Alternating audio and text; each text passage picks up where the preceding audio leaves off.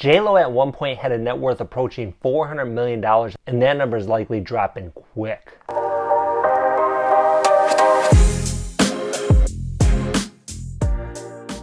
Over the years, JLo's had many times where she's gone on a downward swing, whether it be a bad album, whether it be bad press, whether it be a movie flop, but she's always bounced back. And that's one of the things I really admire about JLo, and I think that's one of the things that if you're a fan of JLo, you really admire. And one of the reasons why is because she's a tireless worker. I mean, she's a hard worker. She's a relentless worker.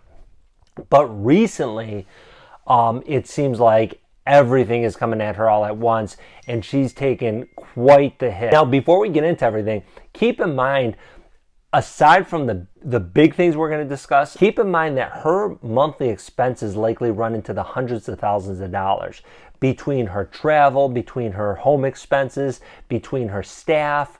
She easily tops $100,000 a month, and that's well into over $1 million a year and more. And it's likely to be way more than that. That is cutting in. So if her income is not high right now, every month her expenses are taking her down a little bit more. Now we'll get into the mansion that she's taking quite a bath on, but first let's look at the film/documentary that she financed. She couldn't get it financed, so she did it independently, and it's cost her millions of dollars. Now she did sell it to Netflix, but the speculation, even after the sale, is that she has lost millions of dollars on it, and she has not recouped much of the money at all that she put into it. And on top of that, she was scheduled to go on tour, and she canceled the tour. And she said that it was to spend time with her kids. Now, I'm a huge fan of JLo, and I love JLo, but it doesn't sound like that she's gonna plan this tour and then spend time with her kids. She's not exactly a family first person. And like I said, I love JLo. I'm a huge fan of JLo. I've been a huge fan of her since the late 90s, when she came out. And she's always been career first, and it's served her well, and it serves her kids well. I think it does, because she's put her career first, and that helps them. And people can have different arguments on that, and that's fine. But that's just the way she is. You can say, well, that's good, that's bad. It doesn't matter. That's just how she is, right? So, and it doesn't make a lot of sense either that she would schedule a tour, get it all going, spend the money, and it's not like you just schedule like you're scheduling a doctor's appointment. Scheduling a tour costs money. Like, it costs money to get everything moving. You gotta pay people. You gotta get venues in order. You gotta pay for advertising. You gotta pay publicists. I mean, there's countless things you gotta pay for. All of a sudden, so she does all that and then just goes, well, I'm gonna spend a little more time with my kids. Doesn't exactly add up. And not to mention, if she was going to go on tour, it's summertime, she can spend time with her kids. Her kids can travel with her, or she can spend time with them after she's done with the tour. So it just did not add up. So it's the fact that probably the ticket sales were just not there. They're not moving, or at least they weren't moving to the degree that she was expecting, or that they wanted, or that they needed to show a profit. Now the mansion, and everyone knows about this. She's taking an enormous loss in this. But here's the twist on that.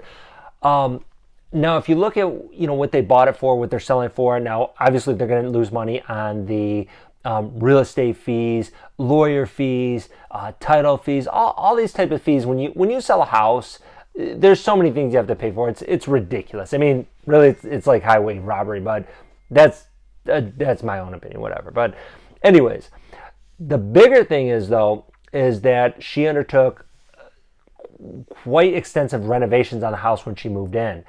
And I can tell you this, you and I might maybe fix up a room or paint a room or install a new bathroom. It might cost, $2,000 or less, right?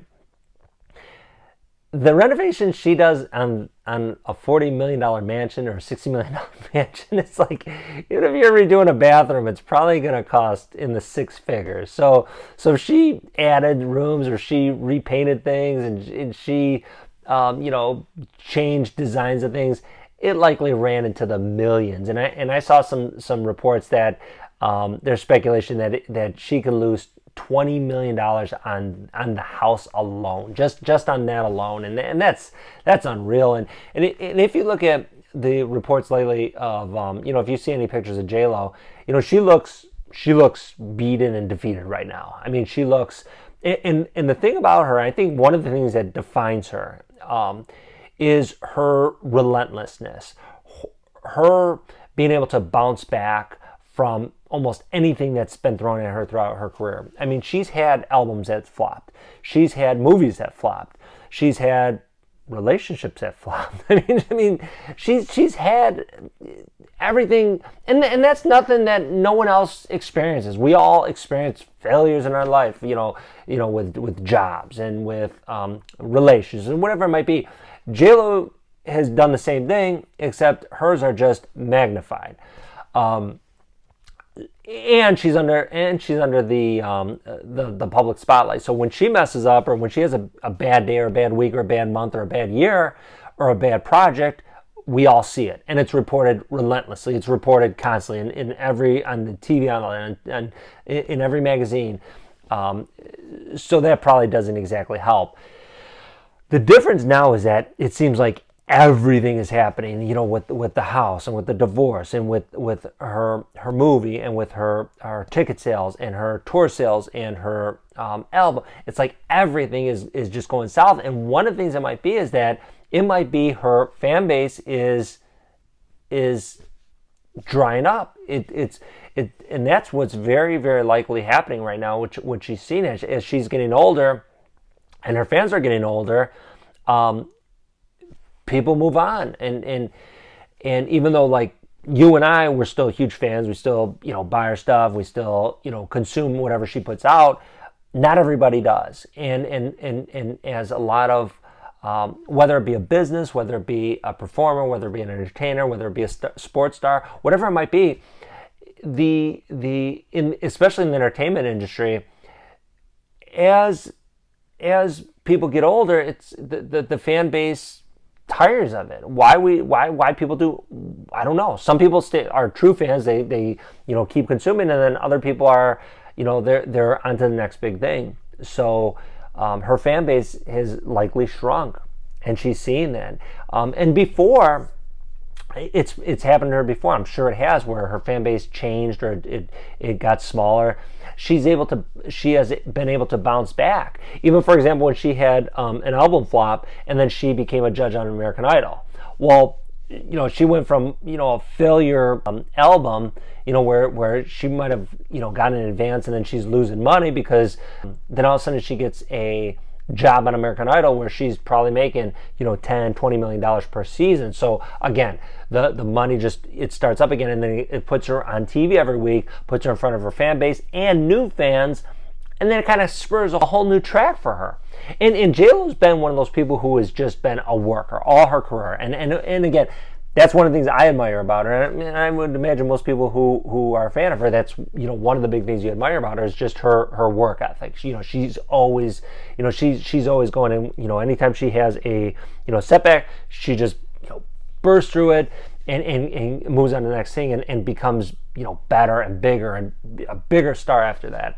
It seems like right now that's not happening for her. Now, if I were making bets, if I were betting, I would say that she is going to bust through this, and she is going to make a comeback, and she's going to be bigger than ever. Even if she's lost most of her money, I think that she'll make it all back. That's how she's been throughout her whole career. So I can't imagine she's going to be any different now.